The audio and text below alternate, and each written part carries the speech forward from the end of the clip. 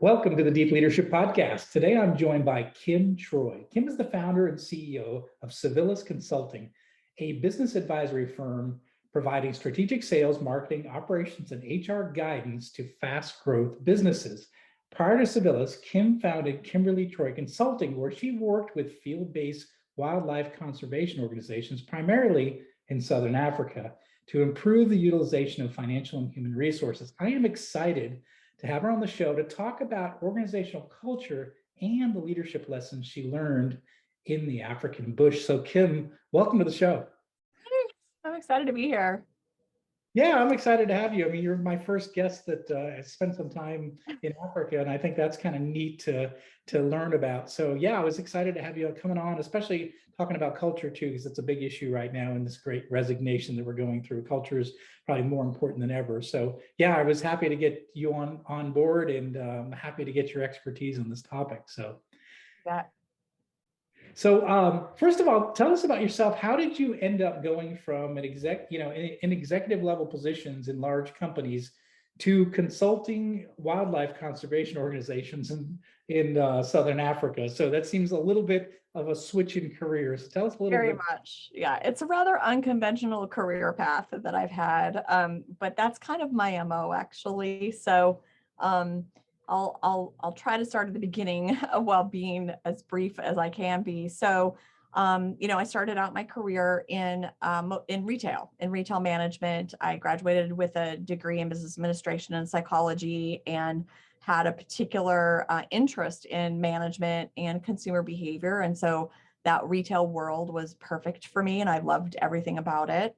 I worked for a variety of large retailers, and then finally settled at Limited Brands, which owns a wide variety, at the time in particular, owned a wide variety of the specialty stores in any given mall: Victoria's Secret, Lerner, Lane Bryant, Limited Stores, Express, Structure. I mean, the list, Abercrombie, the list goes on. So I had a really great experience there, and a fabulous career. I was at Limited Brands for 15 years, which is a very long time to be in any one company, especially today. But even back then, it was a long time to be in that particular organization and that particular career. It's a high, kind of known for high burnout, and the expectations are extremely high, and you really don't succeed unless you prove yourself and have to do it season after season, year after year. So I loved that. I loved that environment. I am an overachiever, and any challenge that's sort of put before me, I tackle it with gusto. And if anybody says it can't be done, I'm the first person to stand up and say, well, let me figure out how to do that. Because if, I'm sure it can be done. We just haven't figured out how to do it. So that's kind of my underlying, thing, right? That's just how I behave. And so in that environment for 15 years, I held 7 different roles, different leadership roles. I had at various times I had responsibilities in the stores and sales management, multi-unit, geographically dispersed sales management roles. I came to our corporate office in Columbus to head up to head up a special projects, a team of special project leaders where we just did that. We tackled a variety of kind of organizational development projects. And then I led our human resources department. And then ultimately I created a new function, or led a newly created function, which was a store operations function. So I held a lot of different roles and really earned kind of a reputation as a if nobody else will do it, Kim will do it kind of thing. And I loved everything about it. I was, like I said, I was super successful, awards on the wall, lots of promotions, all of that. So that was my world. That was my career. That was my universe. And, I believed that was it. I mean, that I had, that I was achieving all of this fabulous success and having this amazing impact. And then for my husband's and my 10th anniversary, we took a trip to Zimbabwe on a walking safari. And we were, for 3 weeks, we were immersed in the African Zimbabwe bush. We had, there were just 2 other couples with us. So it was just a small group of 6. And we hiked through the most wild places on earth, among, elephants and leopards and lions and hyenas, and on foot, or in canoe, which was a very immersive experience, to say the least, in that kind of environment. We had armed guides with us, so we were safe, but nonetheless, I mean, there were lots of very exciting, perspective building experiences that we had, when you spend that amount of time like that in a very, very wild place. And you learn a lot of things about the world and about yourself, and that, you learn how vulnerable we are as a human species. We kind of go through our lives, in most cases, feeling like we're in all, we're completely in control of everything, and we are sort of the masters of our universe. And when you go into an environment like that, you realize, oh, it's not, the world is not really like that. That, we are, but a kind of a small speck, in this ecosystem that really is what the rest of the world really is like. So it was just this very interesting perspective building experience. And so came back, had my 3-week vacation, came back to my regular job, and had this really weird experience trying to fit back in to my regular life and feel like the work I was doing back in my career at the Limited was important, feeling like I was making a difference. And while I knew I had made huge differences, I had the awards on my wall to prove it. I knew that, I was making a difference for this company and for our customers. But, I started to question whether I was really having a greater, more meaningful impact. So it took me a while to kind of get back into the swing of things, and I did. And then I had, because I'd been there for so long, I got quite a bit of vacation time, accrued. And so I started taking my vacations and would go back to Africa, go back to mostly Southern Africa is where I spent most of my time. So that first trip was to Zimbabwe. I took another trip or 2 back to Zimbabwe, but also to Botswana and Namibia and South Africa.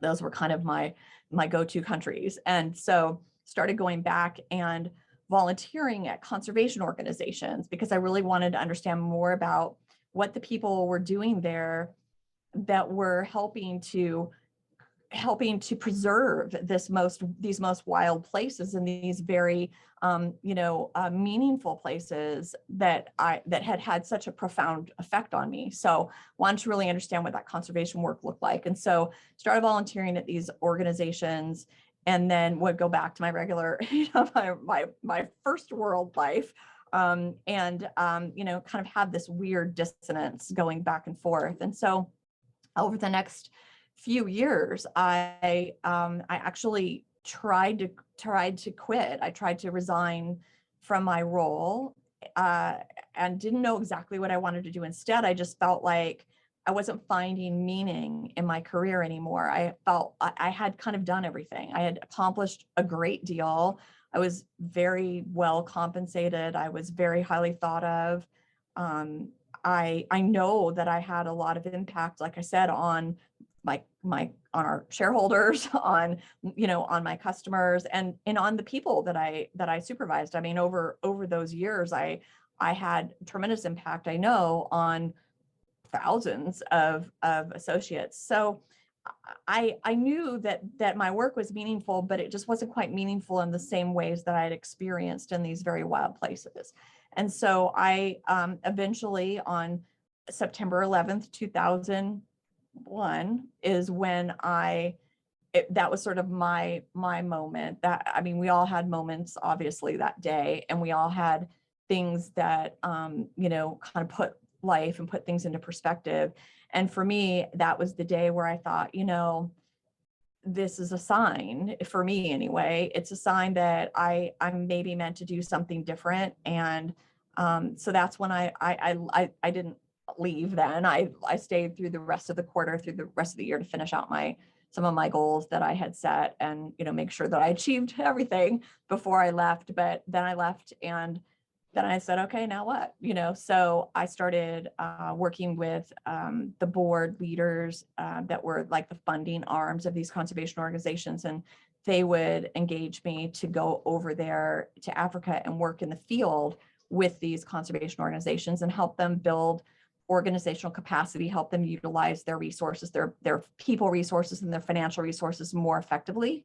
It was all the things that I had learned how to do in this very large corporation selling jeans and sweaters. And now I was just able to take those skills and transfer them into a different setting, but still help these organizations, have a greater impact. So that's how I made that switch.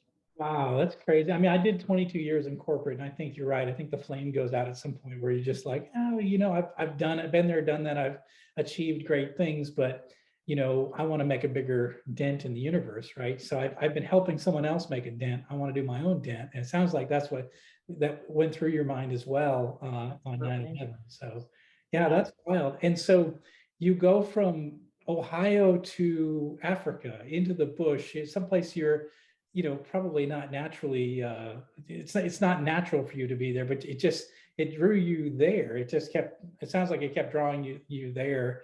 And, one of the things that, during the introduction, we talked about some of the lessons you learned dealing with the people of Africa and the people in these conservation organizations. What are some of those that are maybe unique, that were different from your corporate life that you saw on the ground in these really unique, wild environments? What were some of those leadership lessons that you learned? Oh my gosh, there's so many, but I mean, a few that come to mind. I mean, first of all, we were working in very rough conditions. We were really, I mean, these conservation organizations are where these wild animals are, the animals that you're conserving. It could, it was a vulture, a species of vulture, or it was a cheetahs or lions, rhinos. So these conservation organizations are there in the field.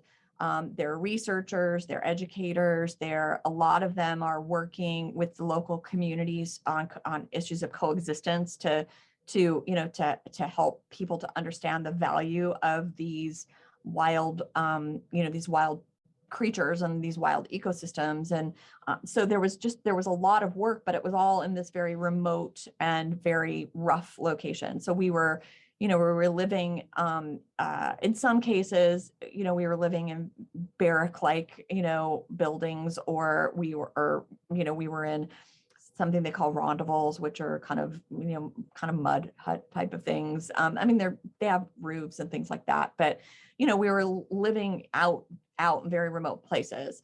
There were times when we would run out of water. There were times when we would have, spitting cobras, blocking our paths, and trying to get from one place to the next. There were lots of situations where there were animals that were injured in some way. We had, lots of situations where we had to humanely dispatch, animals. I'm probably the only, I might be the only organizational development consultant that has done a necropsy on a cheetah. So there were lots of really wild experiences that you have in that kind of environment. And in many cases, not only are you trying to, you are trying to survive, you're trying, I would go days without a shower. There were sometimes when we had no water and we had to figure out what we're going to do about that, or food, right? Like our food supplies, would run out or get pretty sparse before the next truck was going to town to get a new supply of food. So we had to get really creative about how we were going to work together. And we had work to do. We were all living together in these really rough conditions. And these were people from all over the world.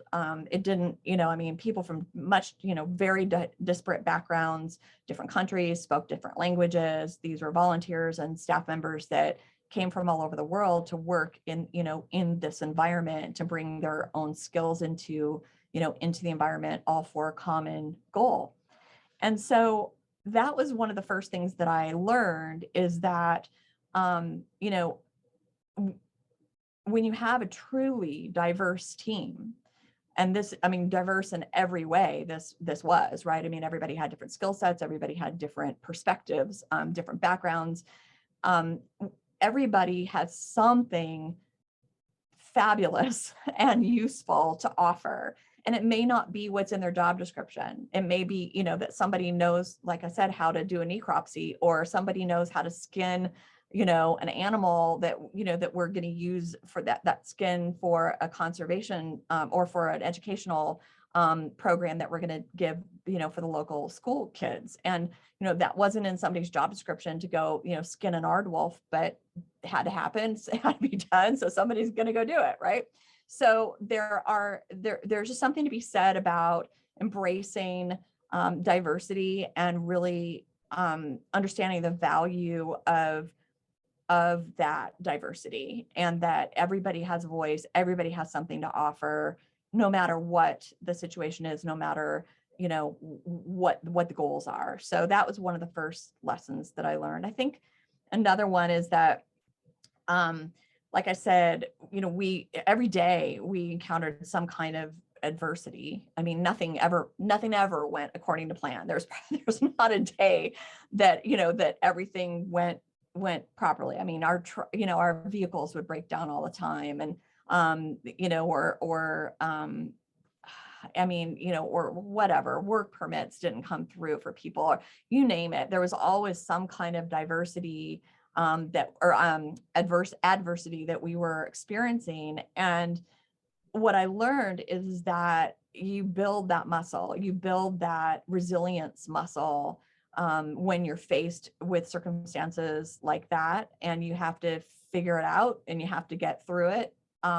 It's amazing how quickly you just kind of get into that flow. If you show up in an environment like that, with my, my type A personality, wanting everything to go exactly according to plan, and how, I've got a plan and everything, you're going to get thrown off that plan, probably within 30 minutes of, of your feet hitting the ground. And it's going to be that way for the rest of the time that you're there. And you couldn't survive. You could drive yourself crazy going, 3-4 months at a time in that environment. If you stayed rigid and stayed, kind of trying to control your situation.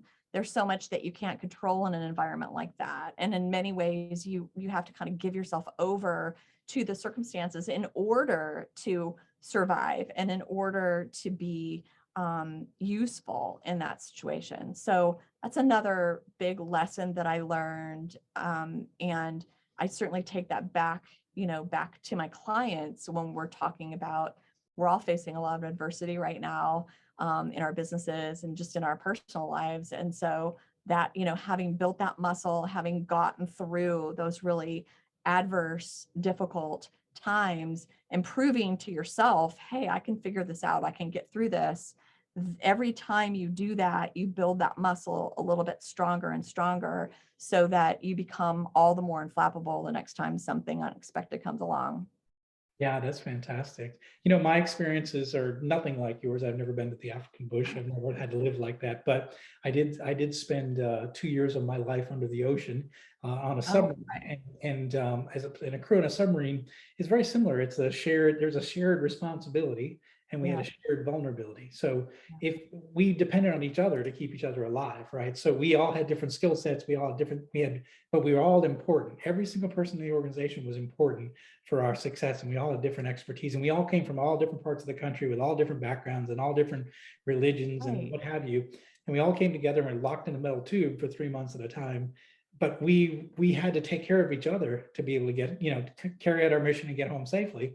And it sounds like it's very much the similar experience you felt, which is this idea of a shared responsibility. Everybody was responsible, everybody was important, everybody added value. and then you're all equally vulnerable. So you're all in it together. Right. And what I love about what you said, which was you face these tough situations and you build resilience, you build strength what I learned, and I've even written about in my books, is that the tougher the times, the more resilient we became for the next time. And so we just get tougher and tougher. So the tough times were good. It actually made us more cohesive as a group. And it sounds like it did with you as well. When you face those tough times together with a team, then you build, a tighter bond with your teammates. And Yeah. it's hard to explain to people who have never been in a situation like that. But it sounds like you were definitely in a situation like that and got to experience that. Yeah, yeah, definitely. And I'm sure you feel the same way. It's one of the most life-changing, perspective building, valuable, life lessons I could have had the opportunity to experience. And how lucky are we, to be Right, able to do right. those things. So yeah, just hugely valuable. Yeah, absolutely. I can see that. And I am sure, and that's what I was going to ask you. How has that affected, like, with Civilis, your consulting business now? What are the kind of problems that your customers are dealing with today? And then how's your unique experiences? How do you bring that to helping them work through the challenges that they are facing? What are some of the unique challenges they're facing? Maybe post-pandemic, great resignation. What are some of the things they're facing? And how has your experience helped help guide them Yeah, better than maybe before you had that experience? sure. Yeah, I mean, well, like I said, I think many businesses, many business owners, and then even just employees right now, we're all going through this shared experience together. We're having this pandemic that has disrupted our lives in so many ways. We've lost loved ones and friends, and we've our way of life. We've lost our way of life. We, in many ways, we've sort of lost our naivete about our own physical, strength. We're very vulnerable, obviously, to this virus, and I think that's taken people a while to really understand. So the we're facing together as a world. We're facing, you know, unprecedented, at least in our lifetimes, we're really facing this new foe that we've never had to navigate before. So we've had these losses. We've had our eyes open in many ways, and I think we're all adjusting. Certainly businesses are adjusting, individuals are adjusting, and figuring out how to navigate in this new world with this foe present.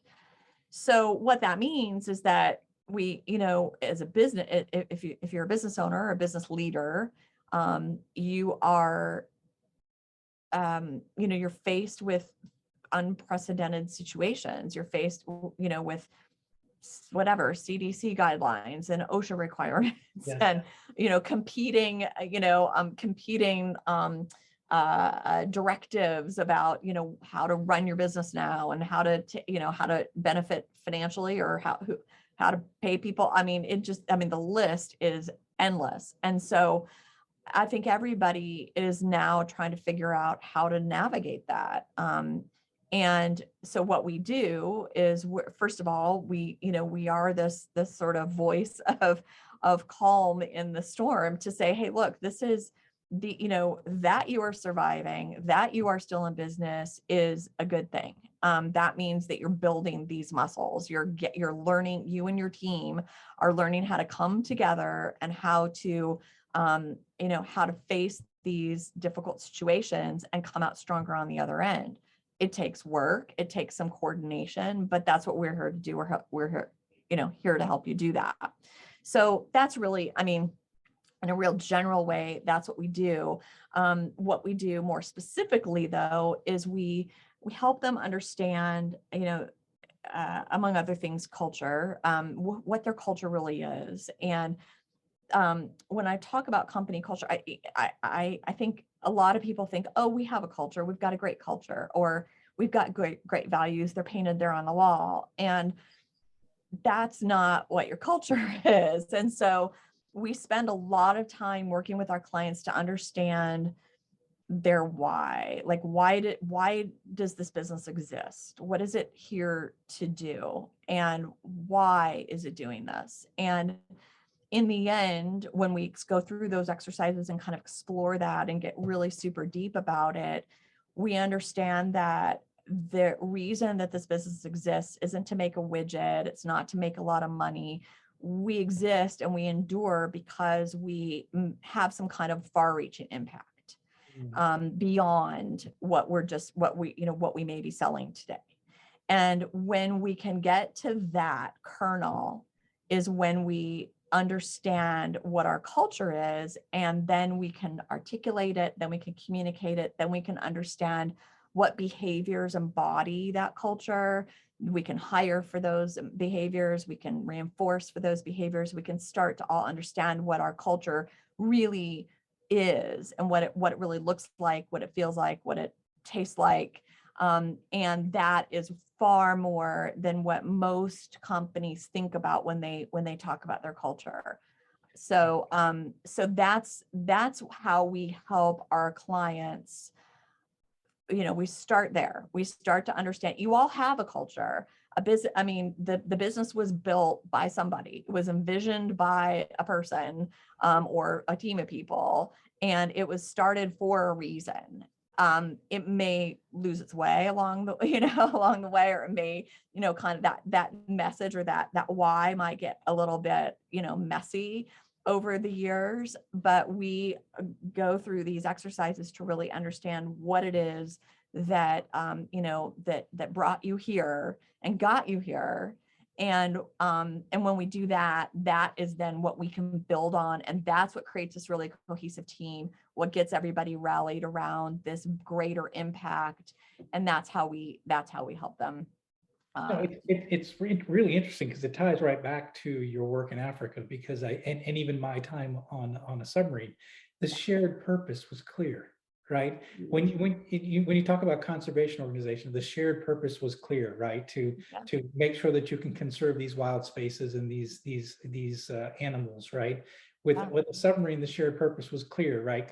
Conduct the mission, protect the nation, get home safe, right? We all live that shared purpose. And I think sometimes, and you probably felt this in your corporate life, I certainly felt it, is sometimes we lose our way. Like, I don't really know what our shared purpose is. QA is doing this thing, engineering is doing this thing, production is doing this thing, sales doing this thing. I'm in the middle of somewhere. I'm a cog in the wheel. I don't really know what the shared purpose is. Yeah. And people want to belong to organizations that are making a difference, and that they're impacting their world in a positive way, especially the younger employees. They want to feel like they're making a difference. They're saving animals. They're protecting the country, right? That's a shared purpose that they can get up in the morning and do. So I think it's really important that leaders define what is the shared purpose, what is our why? Why are we here? What is the shared purpose? It's not, just like you said, it's not the sign in the lobby. It's not the dusty binder in the bookshelf, and but it's what are we living, and how are we communicating that? I think it's really, really important. And I think as you talk about too, it's a competitive advantage, right? If you know your shared purpose and you have a group of employees living that shared purpose, it can be a competitive advantage, right? Huge, because especially too in a marketplace where there's a lot of, where you've got a lot of competition. I mean, if you're a manufacturer, if you're I have one of my clients is a pest control company, right? I mean, they're exterminators. I mean, they're kind of a dime a dozen, there's hundreds of them in the phone book. So how do you stand out, right? Whether it's to attract customers or employees, how do you take a pest control company and talk about how they're having an impact? And, as an example, that's one of the things that we've done is we've we don't invent this for them. I mean, it's our job to kind of tease it out, right? I mean, it's already there. It's already at the Right. core. It's Yeah. our job to just kind of get it out and articulate it and get it, announce it to the world. But it's absolutely a competitive advantage when you're when you're trying to hire people or attract customers. And when you've got a competitive advantage, guess what? You don't have to pay people, the most of, everybody in the market. You can pay Right. them certainly a fair wage, but they're there for other reasons now. They're not there just to collect the paycheck. And guess what? They'll stay longer. They'll feel like they're part of something bigger. That's all worth something. You can, and you get to, charge customers more for that, for that extra fabulous thing that you're providing to them that your competitors aren't providing. So Yeah. absolutely competitive I advantage. think of the great example of that is Starbucks, right? So see, people think, well, Starbucks is a coffee company. Well, it's not. And their share purpose, I just looked it up because I wanted to remember, I couldn't remember it exactly, but it says our mission is to inspire and nurture the human spirit, one person, one cup, and one neighborhood at a time. That's their shared purpose. That's why Starbucks is a unique and different place than your normal, Dunkin' Donuts coffee shop or a Tim Hortons or wherever else you go to get your coffee, right? It's a special place. It's the third place, right? It's home, it's business, it's Starbucks. It's the third place people can go. And the employees believe in that shared purpose of creating this nurturing the human spirit. And I think even an extermination company can have a shared vision, because if it wasn't for them, right, yeah, you'd have bugs running amok, right? We can't have that. So there's an important world purpose for even an extermination company, Yeah, I mean, we talk about that a lot. I mean, they make people's lives, happier and healthier. Yeah. I mean, at the end of the day, literally, that's what they do. They help babies sleep better at night. They help, people feel, have peace of mind about their property, that, their home, that they invested everything that that they have in their home. I mean, those are things that, when you tie, again, you're not just performing a service, you're not just, killing some bugs today, you're actually showing up and you're doing it. You're understanding that the person on the other end of the phone, when they call, the person on the other side of the door when you arrive is in distress. And we're here to help you, take that stress away, take that, distress away, and help you literally sleep better tonight. So that's a very different point of view. And when that then starts to pervade how you position the company, again, to customers, how you position the company to employees, you hire differently, you look for different skill sets in those folks, you look for different, there's a whole part of, one of their values is empathy. And that, we look for people when we're hiring, individuals to bring onto the team. We're looking for people who are naturally empathetic, because they just have to understand that the person on the other side of the door is in distress. Yeah. Oh, I love it. It permeates. Once you have that shared purpose, then everything kind of revolves around that. How you hire, what you feel is important, how you reinforce your goals. It all revolves around that shared purpose. Are we doing what we say we're going to do? And I think the other end of it too, my first factory I ran at 32 years old, and my employees had no idea what we even made. They made widgets. They had no idea that and so we taught them that what the work that we're doing was keeping the lights on. We made circuit breakers that kept the lights on. And once we defined that our job was to keep the lights on, there was almost like a sense of pride with everybody. Like, oh, they would tell their families, like because I tell them, like, hospitals rely on us, schools rely on us, Yes. shopping malls, supermarkets. And, suddenly they're like, oh, wow, I'm doing something really important. And it just changed their view of their jobs. And it wasn't just I plate apart, or I machine apart, or I lubricate apart. I'm making a product that keeps the lights on. And it just a shift. It was a shift when that happened, and I could see it. So once you build that shared purpose, everything revolves around it. So yeah, that's fantastic. Yeah. That's so true. It's great that we've had similar experiences like that and seen that. Yeah, absolutely.